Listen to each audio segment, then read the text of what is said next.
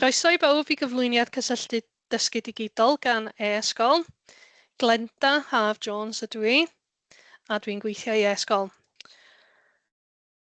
Da ni'n ffodus iawn heddiw o glywed o gael Dr Sammy Chapman o Brifysgol Met Caerdydd yn ymuno ni, ynghyd â'i gydweithwyr o Grŵp Cydweithredol Cymru ar gyfer dysgu a Dylunio, mae hinia yn cynrychioli'r 9 brifysgol ledled Cymru. We're delighted to see Dr Sammy Chapman from Cardiff Met University, along with his colleagues from the Welsh Collaborative for Learning Design, which represent all 9 universities from Wales.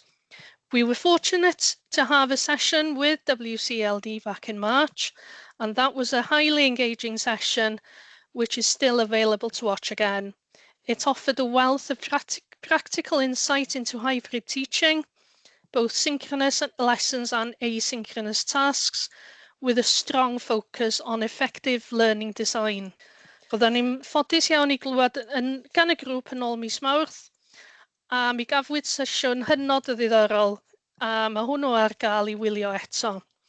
Before we start, just a reminder that this session is being recorded, and you will be able to watch it soon after. You're welcome to use the chat function or wait to ask questions at the end or put your hand up. Dwi'n edrych ymlaen yn fawr iawn I glywed yr hyn mae'r tîm wedi baratoi yn cyfyrddni heddiw, a na I drosglwyddo'r awennau Dr Sammy Chapman ac eithaf o egluro y cynnwys I ni am heddiw yma. Diolch yn fawr. I'm looking forward to hearing what the team has prepared for us today. So I'll now hand over to Dr Sammy Chapman, and many thanks to you. Fantastic, thank you very much. So yeah, I won't talk for too long because the more interesting stuff is to come from my colleagues, but just to reintroduce the group. So I'm Dr Sammy Chapman, the research assistant on the Wales Collaborative for Learning Design. The project is led by Professor Gary Beecham here at Cardiff Metropolitan University. We have, I think, over 30 representatives now from all 9 universities in Wales. That's including the Open University in Wales. 1 second, for some reason my screen has stopped sharing. Yeah, we look at emerging technologies in teaching and learning, and as you can see, sometimes technology can go wrong. So we're quite aware of that. And yeah, basically we're approached by Stephen Williams at e-sgol to support some of these sessions. And yeah, as I said, I'm not going to talk for too long. I'll hand over to colleagues to share. Basically, the first session we looked at kind of principles and approaches to hybrid learning. This is more case studies to exemplify hybrid learning in practice in higher education, but also to look at kind of, the practicalities of doing it, the do's and don'ts, those kind of things, the lessons learned from colleagues on the WCLD that have done this in practice. So just going to hand over to Dr. Dylunio from Wrexham University for our first case study. Brilliant. Thank you for that, Sammy. Much appreciated. If it's okay, can you be my slide person? I'll say, yeah, much appreciated. So this case study, we're looking at a change that we brought in around 3 years ago. So at Wrexham University, we delivered the PGCE PSET program. And what we found, as on the next slide, is for many of our students who engage with it, it was through a career change. The majority of them were working in different vocational sectors, and they wanted to do a PGCE PSET because maybe they were a plumber who wanted to teach plumbing, or we had a lot from nursing, etc., who wanted to come into education. And our program at that time initially required them to attend on both a Monday and a Friday for 10 till 3 for the lectures and seminars. And we found that recruitment for students was problematic, as well as attendance, which was erratic. And a lot of the time, this is listening to those students, we found it was barriers with regards to, for many of them, especially with austerity and how it impacted them, they had to work alongside it. They had childcare commitments, they had family commitments. So attending for 2 days was actually really problematic. So we looked at this approach of bringing in a hybrid, and this meant that we were able to move one of those entire days to using asynchronous collaborative work tasks. So they still came in on a Friday, which from research that we gathered seemed to be the most flexible day for all of them, but that Monday became an asynchronous task. So on the next slide, if that's okay, thank you very much.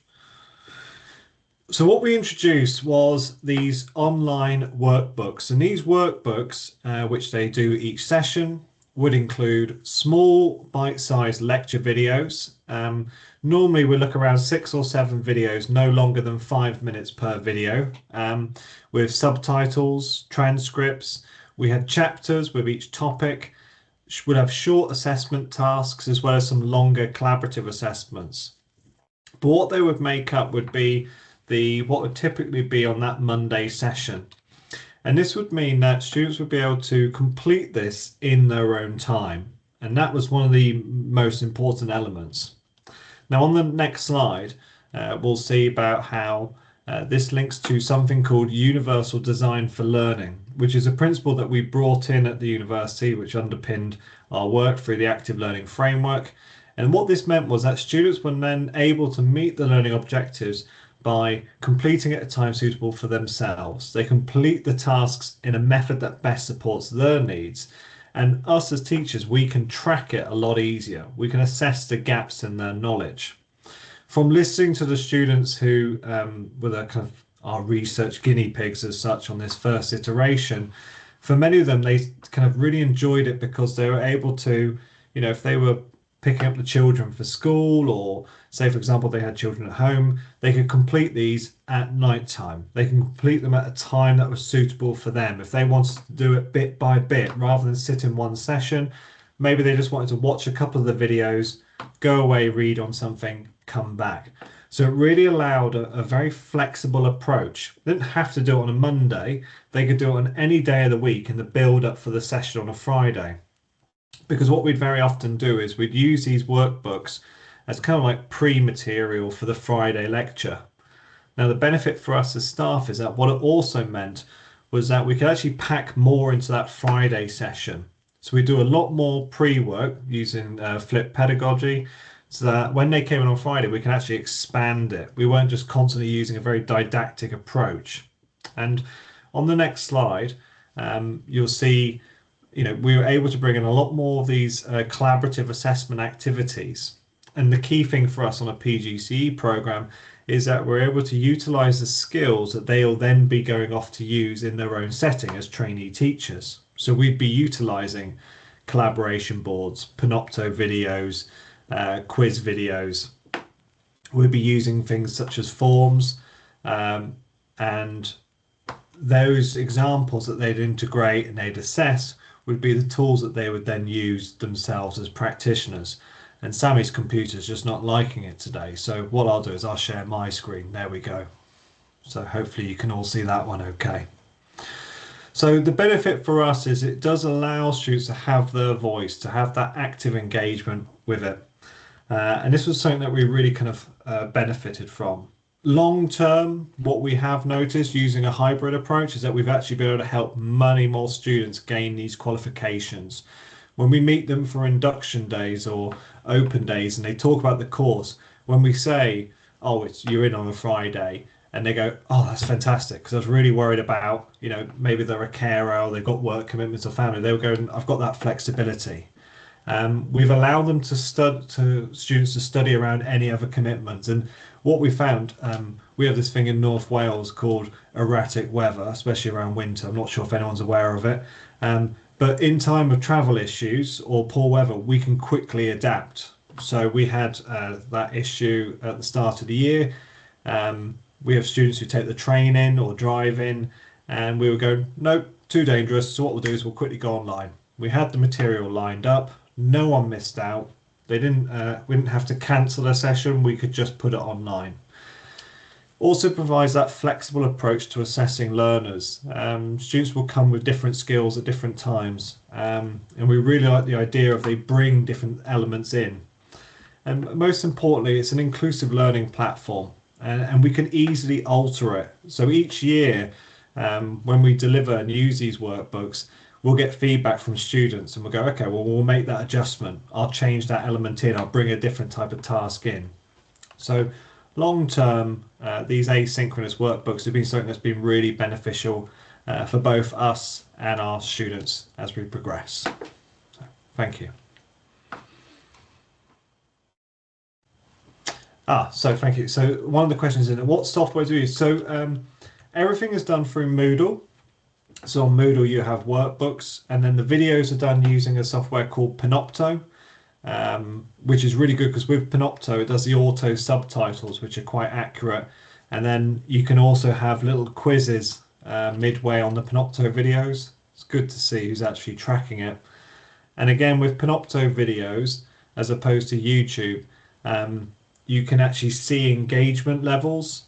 So what we found initially when we did it, we used to do 20-minute lecture videos, but it has this line chart. So you can watch when a student starts the video, and then when they get bored, about 6 minutes in, they drop off. And what we found was with that was, rather than do a big 20-minute video, we did 4 5-minute video, and we had a much higher watch rate on short videos than we did on the 20-minute one. So yeah, we use Panopto, and then we'll add into this. We've got Vvox for collaboration. We use Padlet. Like the good thing with Moodle workbooks, you can easily embed quite a few external tools as well, Nearpod and Microsoft Forms and the like. So yeah, really useful. Thank you for that. Great question.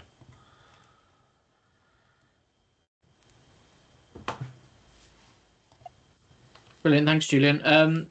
Yeah, I suppose if you don't mind being the person who does the slides, thank you very much. Of course, yeah. So yeah, when I hand over for our second case study from Mike, I believe it is here. That's right. Thanks, Sammy. Julian, I'm happy to share my screen as well. Otherwise, I can just give you a very subtle signal to change the slide. I'll point at the screen and go now. My name's Mike Hackford, and I'm from colleagues here. Now. We'll go to the next slide.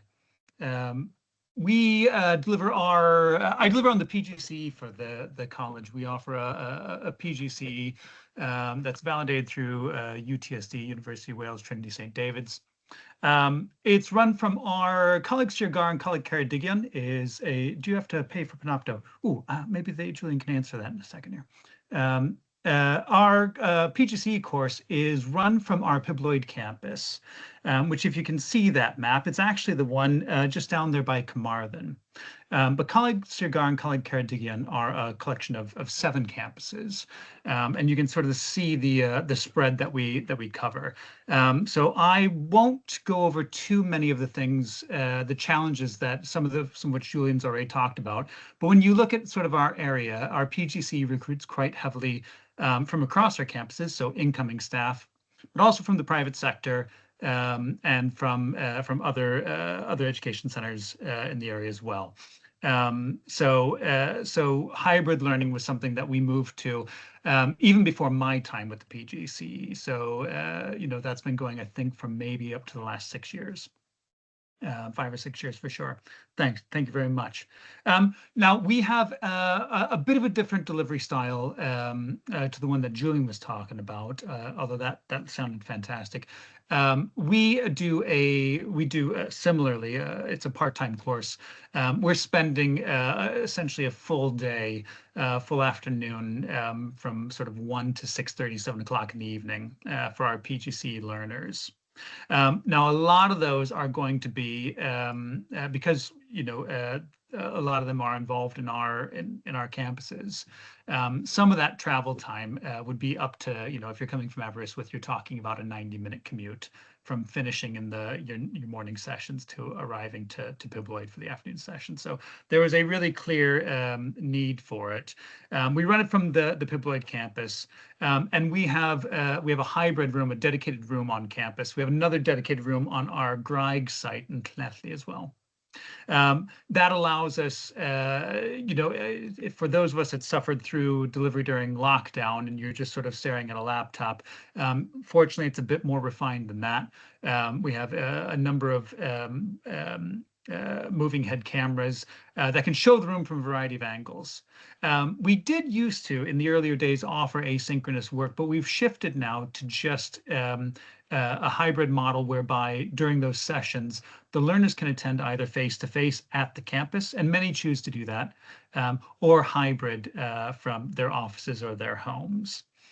When we're in the space there, you know, I tried to capture this last week. We have a presentation board at the front, and then if you can see that little screen just in the far, a number of learners dialing in, you know, from home essentially. So while we're the setup for that hybrid room really does facilitate that delivery, because what it does mean is on the backboard, I can see, you know, I can see the learners on the call. The front board can be the information that I'm displaying, and then the PC can be, you know, something that I'm working on or preparing to share as well. So fantastic. I think we can go to the next slide if that's all right. Like I mentioned, we're a Google campus. We run the PGC essentially through Google Classroom.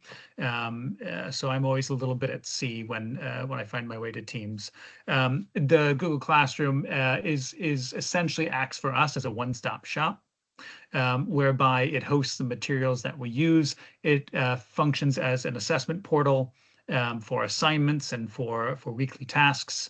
There's the stream is built directly into the classroom, so the learners you know, always know where to find us online.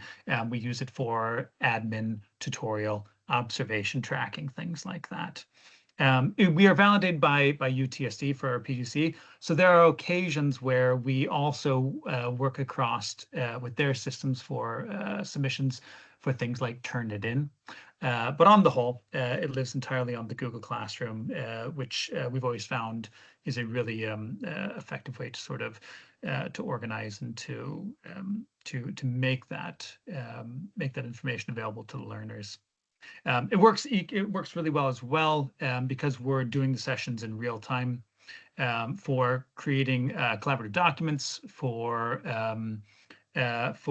using things that the learners can meet up on essentially. So in a session there might be you know, the students in the room working with learners online, either in breakout rooms or through, as I mentioned, sort of like collaborative documents, and we can use you know, Google Docs or slides or something like a Canva whiteboard for that, and we do that fairly frequently. I think that's good. If we go to the next slide, if we're able to. And really, again, I suppose I'm sort of flying through this, but the situation is very similar to what Julian talked about beforehand, in terms of the need and how we deliver. Learner experience has been pretty consistent. I think most of our teaching staff that are coming through the PGC, most of them did not deliver during lockdown. And I only mention that because there's a clear preference for being in the room when possible. You know, they are the surveys that go out, what comes back is they prefer being in the room, but it's also incredibly clear that that many of them wouldn't be able to, you know, to do the qual in its current form without that hybrid function, for exactly the reason that have already been mentioned in terms of distance or childcare or obligations or what have you. The teaching team has actually kind of moved almost into a hybrid model of functioning as well, as I guess we all sort of do in the workplace now. But our experience from delivering it has very much been that hybrid delivery, I suppose, is the point I'd like to make is no barrier to succeeding on the course. You know, we had the highest, one of the highest scoring students last year was Aberystwyth with Base. She joined every session online and just, you know, did exceptional. So it's the model itself is no barrier to that. I would say one thing that we do with our delivery, and we've just started implementing this in the last 2 years, and I feel it's been a real change for the better.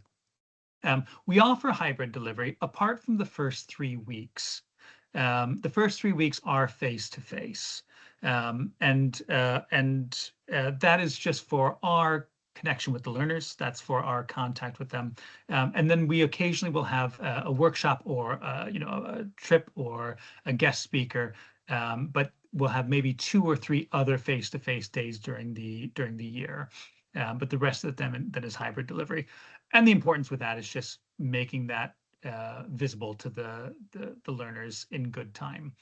So we have a schedule that they get in September where all of those face-to-face days are mapped out, and they come into the course in the first year knowing about the face-to-face days through their registration.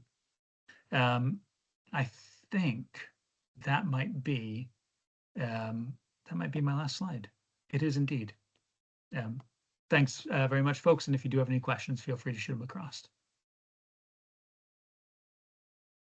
Diolch yn fawr iawn, Mike, and thank you very much. Diolch yn fawr iawn i chi gyd i gweithio fi fan hyn o'r gwaddod i dod a siarad â chi. Diolch yn fawr. Dwi'n dysgu Cymraeg, so dwi'n trio yn well. Thank you very much for asking me along here. I'm Professor Jeff Lewis. I'm at Cardiff Met. I'm a Professor of Flexible Learning, and I'm going to ask Julian to do the honours, if you don't mind, Julian. Diolch yn fawr. Okay, so where this all started and the effects it had on me, that's where we are. So I started online delivery in 2007. It was an opportunistic moment when something from Adobe landed on my desk and I didn't actually throw it away. I looked at it and it was Adobe Connect, which was very similar to Teams.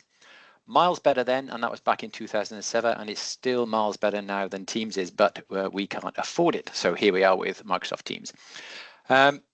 We started doing some work online with our foundation degree science in dental technology part-time because we were having huge problems with retention. We were having huge problems with students traveling to us. We were one of the few providers in Britain, one of 7 for this particular program. So we had students traveling from Truro all the way from Belfast to come to us every week for 1 day a week for a year, which just wasn't sustainable. This was me doing COVID, day 1, day 100. My kids took this and they put great pleasure in chopping all my hair off on day 101. I nearly got to the Sammy beard, but didn't quite make it.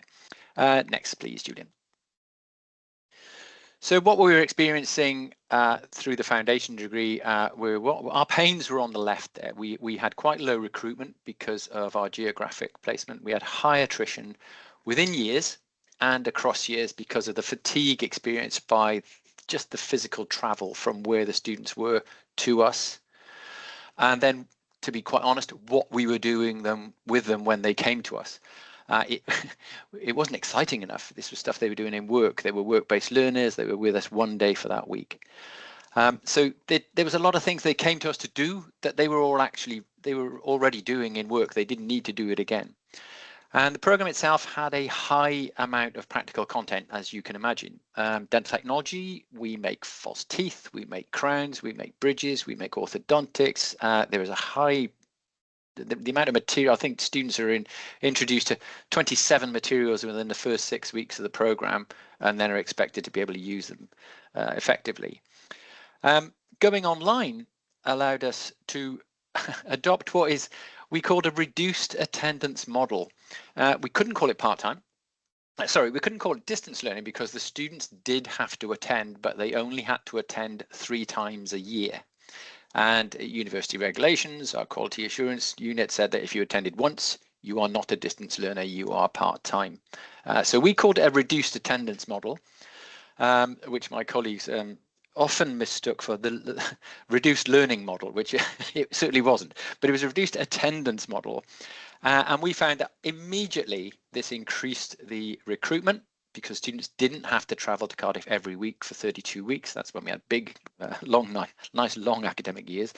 And of course, they only had to come to us for examinations and for validation of some practical work. The retention then increased as they went across from years 1 through to year 3. It was a 3-year part-time program. So what we did was we delivered all theoretical content online, and we also delivered all the practical content online, but I'll come on to how we manage that in a couple of slides time. So students could take away from us exactly what they would have got if they'd travelled all the way to Cardiff for that 1 day a week without them having to do that travelling.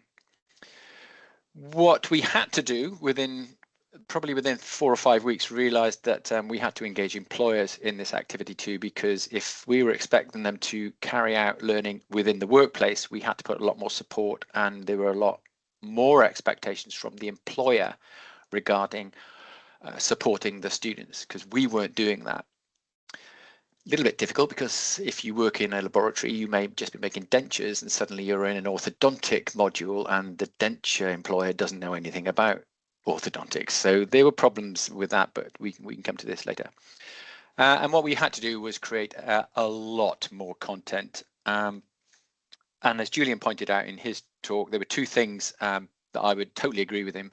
Any content you created have to be short and snappy. Students don't like long content, they just want it now and they want it fast. And the winner for us was making this context related. So because what we were teaching applied directly to what they were doing in their work, they got it and they engaged. Thank you, Julian. Next slide. So I've spoken to some of this already. All the teaching was replaced by online delivery. We used one room a week and we scheduled each class for the same time that week. So if you were doing anatomy, your class would be 9 till 10 on a Tuesday. We grouped it by day, so the employer only had to give that day free as if they were going to come to Cardiff. So, but you would do anatomy 9 till 10. You would have a break, and then you would do removable partial dentures 10 to 11, and then you would do whatever it was 11 till 12. So it was all condensed in that one day, which is what would have happened anyway. And we kept that day and we kept that time the same, so there's no confusion. We used one room, so they didn't have new links to any new Teams room. It was just like a channel we've got now, so they just dropped into that every week, and there it was. We arranged everything on our learning management site, which is Moodle. We arranged it by topic, not week, so they knew exactly what they were going to do. They knew when it was anatomy, they went into the anatomy room. They knew they had to go into the anatomy folder for all the content. If we put it week by week, people got lost where they were, staff included. So we also included that we utilized the flipped learning approach, which Julian referred to earlier. Back in 2007, it didn't have a name, and it wasn't until I went to an advanced HE conference in 2012 that I realized flipped learning was a thing, and we've been doing it for 4 years. So it's putting all the content, lots of expectations on the students before they come into us, when we can focus on then the sticky points of those moments that we've already shared, and the experiences they've got from their workplace could be brought back into the classroom, again giving us context and authenticity to material. This won't work in compulsory education, but if students hadn't watched the PowerPoint, which became obvious once you start quizzing them, and I used to put ringer slides in as well, so I put a photo of a goldfish in and say, what do you think of slide 5? And no one knew what it was, even though it was a goldfish. I would then say, right, it's obvious none of you watched this. I'm stopping. You've got 20 minutes to watch this, and then we'll come back in. So I did have a sort of carrot, which was there's all the information. I'd love you to watch it before you come here. And I also had the stick that if you haven't done it, you're going to make you do it now whilst I got you in this room. Okay, thank you, Julian. Next slide. This is very typical. This is, you know, we're all familiar with this now, aren't we, right? But this is sort of going through a PowerPoint with a student about what we expect them to do, what we would like them to achieve. And this is actually a photo of students' work, so they could upload stuff back to us and then we can comment on that, and other students can bring their experiences in too, because everyone has a different way of skinning a cat and everyone has a different way of setting up their dentures and arranging the teeth. So we had that in there too. Thank you, Sammy. Next slide. Sorry, not Sammy, Julian. What we did insist on was all cameras on. Julian, just snap through all these until you get to the bottom. I think there's 7. Yep, stop. That's it. Okay, we had all cameras on. When they are in the room with us and we're talking about the learning material they've been sent beforehand, we quizzed them and polled them to death. This was way before Kahoot. This is way before things like that. But there were quizzes and polls in there, so we did that all the time with them. We put them into breakout rooms for discussion boards, which we then made a student take charge of. So we made the student a facilitator. We said, you are going to go in that break room and run it. You will take notes, screen grab what you've discussed, bring it back in, and then all of you can talk to that. So we made them take responsibility for what was happening in the rooms, and that worked brilliant. Even when you're in a room talking around a theoretical concept, you have a student watching the chat for questions. So you as a tutor don't have to concentrate on 3 different things at once. You can focus on the task in hand. And again, where we got down here, Moodle material was labeled weekly by topic, and it included completion bars. One of the worst things I've ever done with doing online courses is you never know when it's going to finish. So you're on slide 16 and it doesn't tell you that 17 is the last one, but you've got to go and pick your kids up.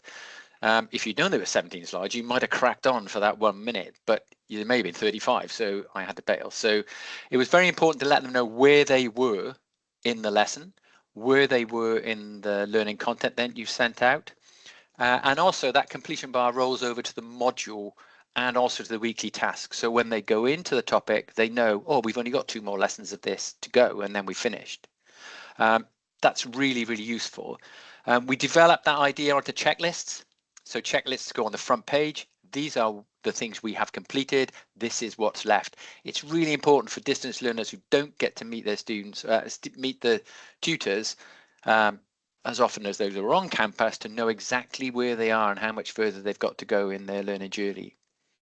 Another quick takeaway from us was when you did ask a question, you didn't let them put the answer in the chat all at once. You said, don't hit the answer, don't hit enter with your answer until I tell you to, because otherwise you just get people copying answers. So you say, okay, so, is it raining outside? Yes or no? All type it, but don't hit yes or no until I say enter.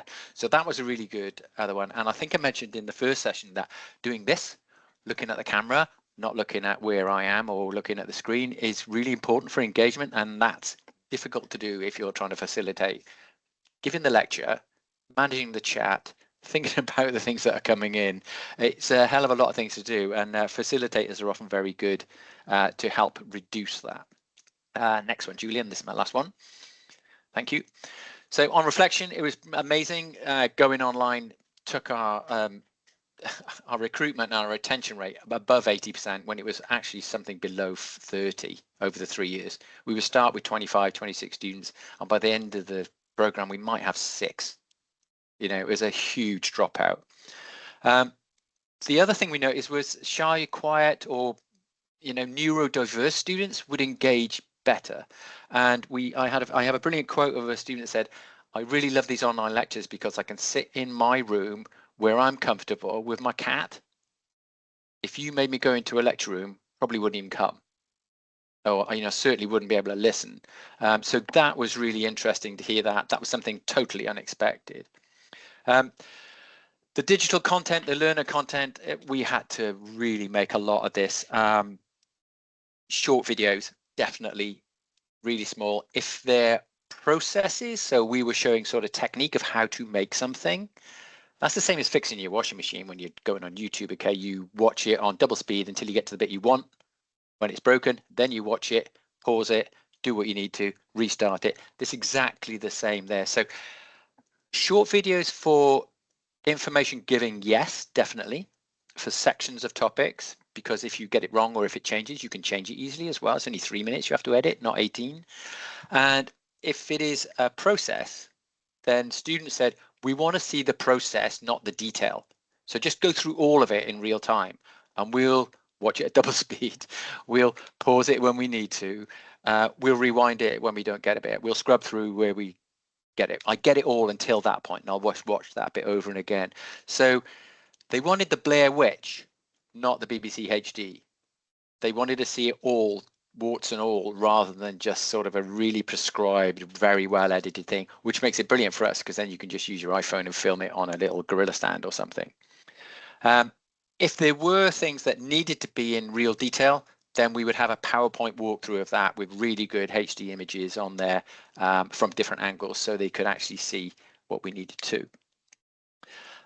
Organizing Moodle, I'll be really quick to finish because we're out of time. Organising Moodle, you need 3 clicks. If they can't find where they need to be in 3 clicks, you haven't organised it properly. They just cannot be clicking around. It's just like, right, I'm in week 3, boom, they're there. We're in anatomy, boom, we're there. We're in this. That's it. Click, click, click, and they're in. And the other thing we had was, because they were work-based, then we really needed to work on the employers, because they'd never done this before. The students went to Cardiff Met, we trained them, they went back to work the next day. They didn't care almost what they did when they were with us. They just assumed we were delivering everything we could. So to improve that, we put on mentor training, saying, okay, this is the expectations of you, these are the expectations of us, and these are the expectations of students. We ended up with a tripartite agreement, which goes out at enrollment now. And also then, as our little carrot, we gave them CPD rewards, because we're a registrable profession, so they have to return CPD to the General Dental Council. So we say, if you look after a student, we will give you 20 hours of CPD, and that will count. So that got them on board much easier. But yeah, that's my reflections and our experiences at Cardiff Met on the dental technology program. Diolch yn fawr iawn I gwrando chi. Diolch, Jeff. Prynawn da, colleagues. I think I'm going to take over from Julian, give him a bit of a break. I'm just going to share the screen so I can navigate myself through this work. Let's see if that's working. Colleagues, can you see that okay? Perfect. Yes, so my plan is not to repeat a lot of the fantastic information that's already been given, but there's a general theme through some of these case studies. My name's Steve Osborne. I'm a principal lecturer at Cardiff Metropolitan University. My focus is in professional lifelong learning and employability, and I've been leading a lot of work around the development of micro-credentials. Might not necessarily be anything new in terms of adult learning focused, but structurally trying to be a little bit more creative of how we manage our program journeys and breaking and unbundling those into more micro learning experiences. This is a global context. Micro-credentials is something that UNESCO have been driving, and that's because we're seeing quite a lot of expansion in terms of this adult education, professional development, learning space. There's so much provision. This is about putting maybe a harder boundary around formal education that's broken down into more bite-sized formats. So a lot of this work and this case study is fundamentally focused on some funding that we secured in 2021 from what was then the Higher Education Funding Council for Wales, and is really an ambition from the government at the time and the national agencies to explore what UNESCO were driving globally and to see how that could be operationalised in Wales, and that's since progressed to some ongoing conversations across the UK. Very simply, micro-credentials are just small forms of formal education that sit on a qualifications framework, credit bearing, have learning outcomes, but are distinct then from mass programs like a Certificate of Higher Education, a PGCE, but they can be stacked in some instances towards those formal qualifications. So there's a clear progression pathway for these awards, but very much targeted at those learners that can't necessarily access formal education in traditional ways. So there is more structural creativity in designing these this provision. So the modality can be in person, it can be online, it can be hybrid, and that's what we look to explore in some of this pilot work. But very much the adult learner is the focus of this provision, and we're starting to see that flexible adult learner be very much core to some of the policy landscapes that we're seeing across the UK and globally, that recognition that we need to engage learners a lot longer in lots of different ways. This work then was about testing how the university can operationalize, scale this provision, not just in small bite-sized chunks of learning, but how we can frame that in a stackable format. And the project was primarily targeting engagement with employers, professional bodies in health and in sport and physical activity were our two major industry areas for this project, and then to stress test how, as a university, we could design and deliver this provision from scoping and planning through the approval processes and mechanisms through to production and delivery.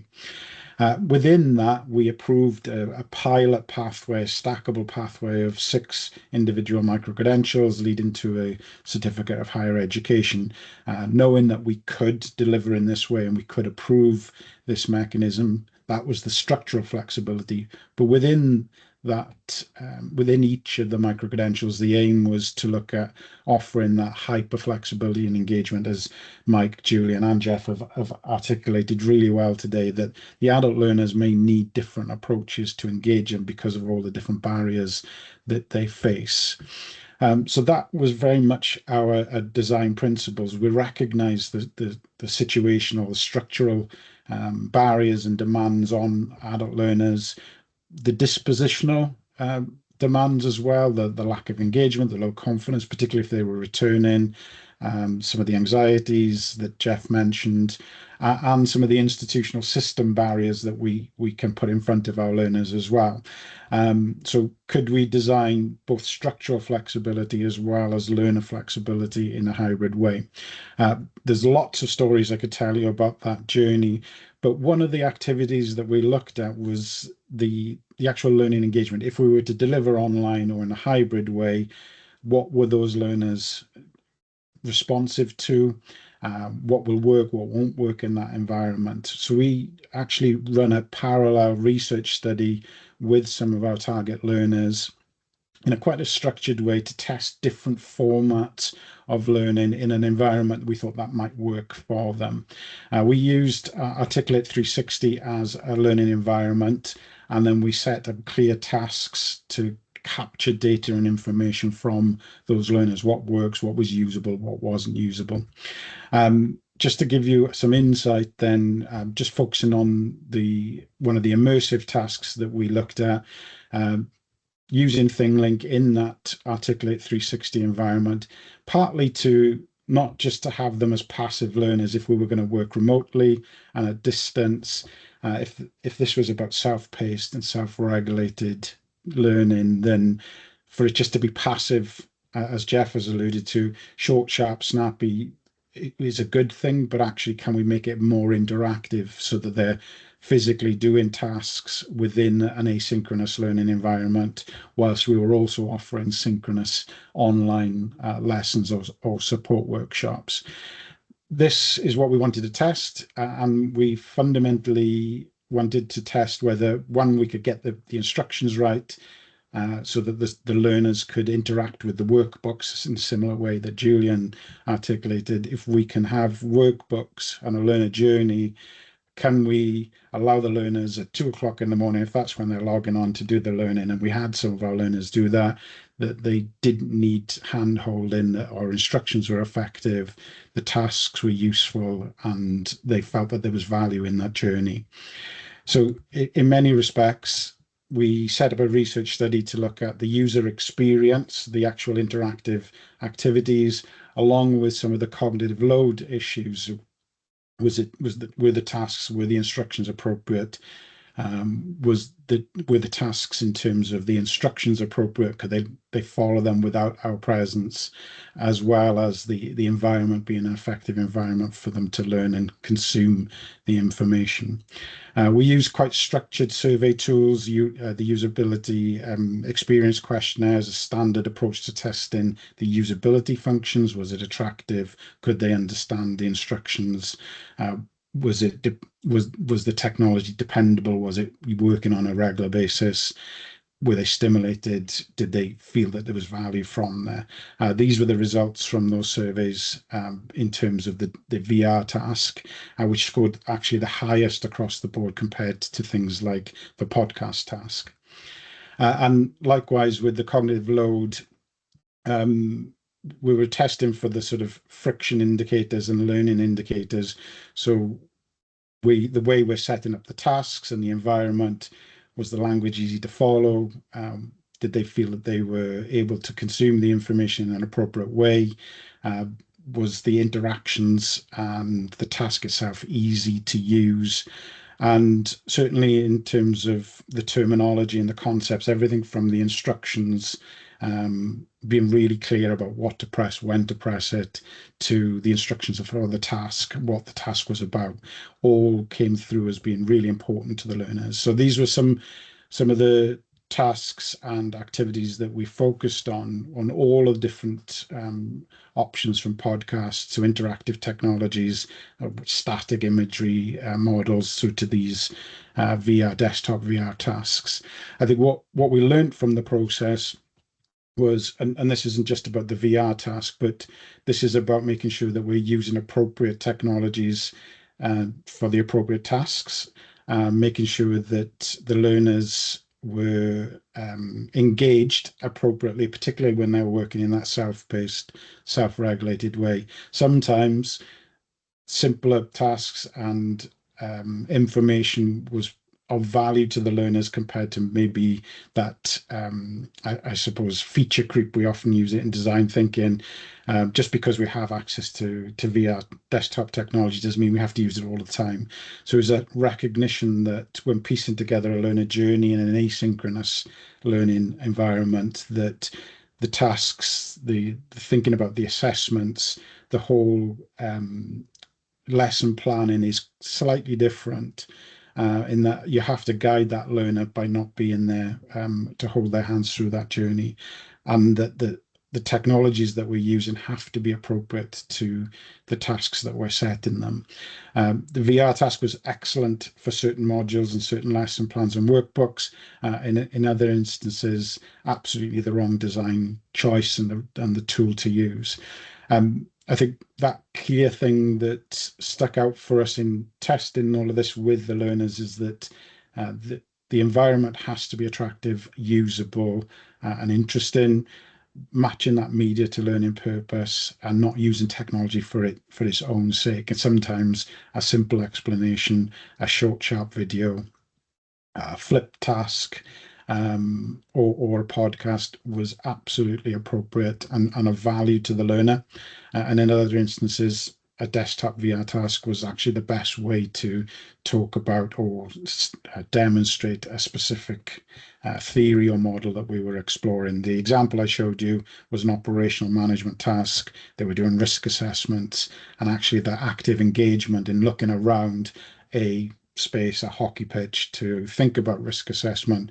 The desktop VR was the most appropriate tool for that, and that in some ways was the most powerful lessons in this journey. Everything else has been described today. Workbook environment, overcoming those dispositional structural barriers was certainly of value to those learners, and we've since progressed this work in lots of different ways in lots of different subject areas, but we're still refining. I think the core message is we still have to keep working with learners and thinking about how these tasks and these technologies are resonating with the learners and how they're using them. And that's going to be me finished, and I'm going to pass on to Nick.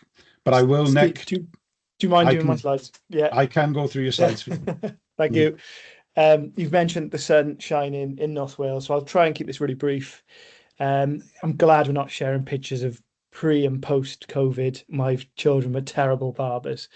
I'm going to talk to you very briefly about hybrid learning through international placements. It's something that we've really embraced this year.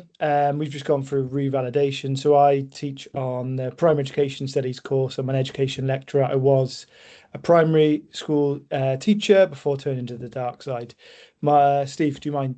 Next slide. So the problem for us was we're a primary education studies course. We don't have the QTS, so it's not qualified teacher status. So we can do things a little bit differently. It does mean that schools don't always engage and allow our students to get experience in schools. We've noticed a huge change, and you probably have with your learners since COVID.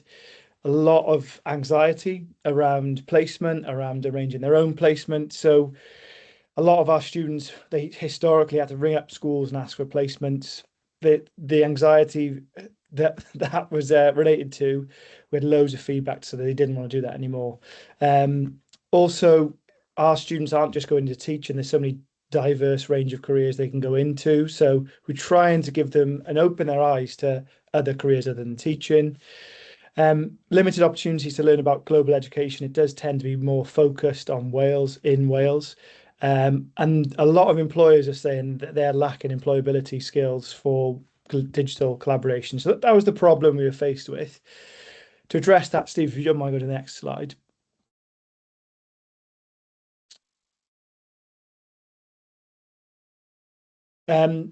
We created some in-house alternative placements. So the students, all they needed to do, there's a list. They could choose from a suite of 6 placements. 2 of them were virtual, so they were hybrid. So one was with Rwanda. I've been lucky enough to develop relationships with Rwanda. We've worked with Rwandan schools now for about 9 years. And we've also recently started working with Ukrainian institutions as well. Delivered through a hybrid model, so in person, on Teams.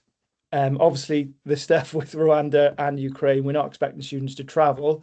Those sessions are obviously collaborative on Teams, but the sessions that is sort of with our students is done in person. If we go to the next slide. Just to give you a little bit of context, so the Rwandan school we work with started off as a small shed, a small blue shed. They used to teach up to 200 children in and outside of that shed. We've helped them over the 9 years to develop to a proper school. And we've always tried to embed a placement aspect. This Teams virtual sort of hybrid learning has worked really, really well. The aims of the placement were for our students, basically, they redesigned the nursery playground. So this year, our focus was it's a work in practice. So like I said, it was a shed, it's starting to look like a school now. Our students designed the nursery playground. The head teacher there wasn't really sure what to do with the space, and our students come up with some brilliant ideas, which actually they've just started work on, which is really exciting this week. The hybrid aspect was actually our students, our teachers, going and speaking to Rwandan teachers, speaking to the children. We've got an educations consultant who's based out there, really to start to think about, well, where is the space? We actually used some of Sammy's videos. I was lucky enough to go over there and film some 360 videos to really show the space, and Sammy put it together really kindly so they could actually see what the space looked like. And then the in-person sessions were with my students. We were starting to think about, well, this is the space. What have we got in Wales? What could we replicate? What do we like? We visited local schools. And there's a link, which I won't go to now, but you can see some of their ideas that they shared. If we go to the next slide. With the Ukraine, if we could go back, well, sorry, Steve.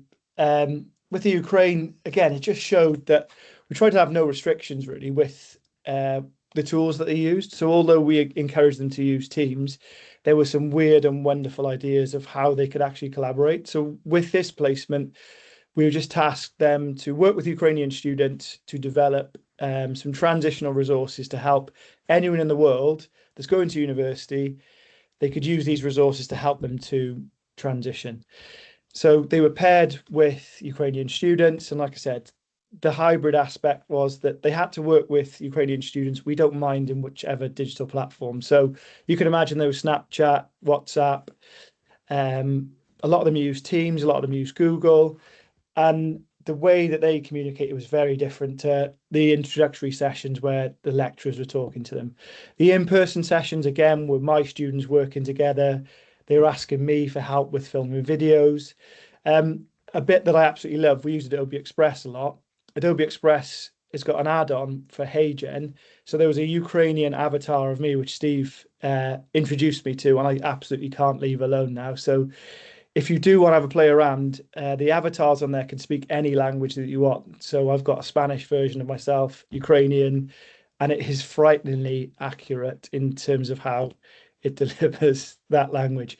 If we go on to the next slide, this is my last slide. So in terms of impact, loads of benefits, obviously the ability to work internationally, the flexibility of learning. They absolutely love choosing their own ways to communicate. Wider empathy for educational issues, huge employability skills in the way that the different digital tools that they used, the ability to adapt their language, increased awareness of global educational issues, which is great for my students. Obviously, there are challenges. Time zones was a big problem. We learned that rain was a huge problem in Rwanda. If it was raining, the Wi-Fi didn't work for some reason.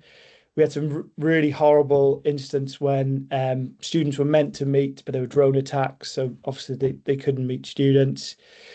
And that sense of belonging, some of our students mentioned that they didn't really have that sense of belonging that maybe some of the in-person placements did. There was one group of our students worked with sports students in an open campus, which is basically working with like a sports placement on campus, all in person.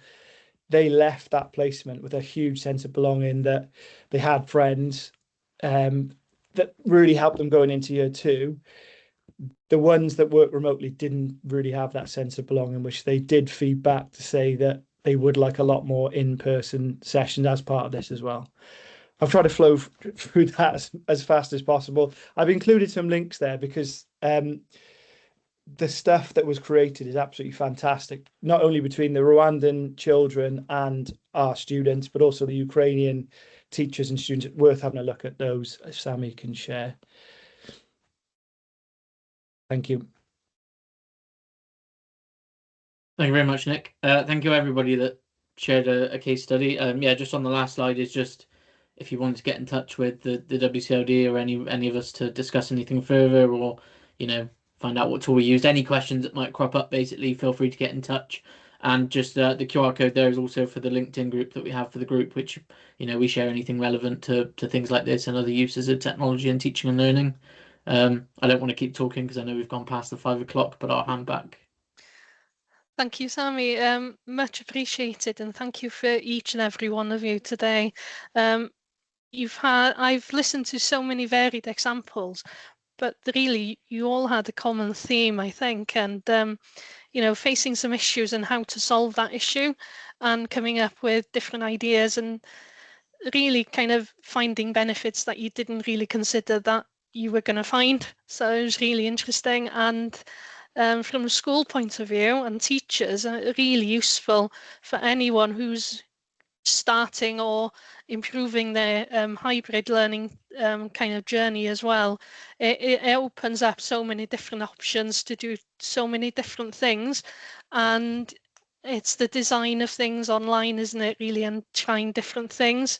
So yeah, I really like what you've been saying, and I'm just trying to take it all in. But even though the examples that you gave tonight were really varied and really interesting, and the research that you've got behind it as well, they're all kind of common that teachers could take into classroom as well. So thank you each and every one of you, and I'm not sure if Stephen wants to add anything there as well. Thank you. Diolch. Hi all. Yeah, apologies for joining late, but glad I managed to catch everybody's presentations, and apologies for the comments in the chat. I was writing lots of notes there, but yeah, lots of questions there. And Jeff, your Welsh is fantastic. Da iawn ti. Cario mlaen. Really nice to see you. And that COVID picture, I only wish I could grow a beard and hair like that, but my blonde hair doesn't allow me to have that thickness in a beard. So congratulations with that as well. Just from my perspective, yeah, diolch yn fawr. Thank you, Sammy, for pulling this group together and hosting the last 2 workshops. I'll edit this video and share it across the group, and also send it to the attendees that have registered and have joined today, and those who haven't joined.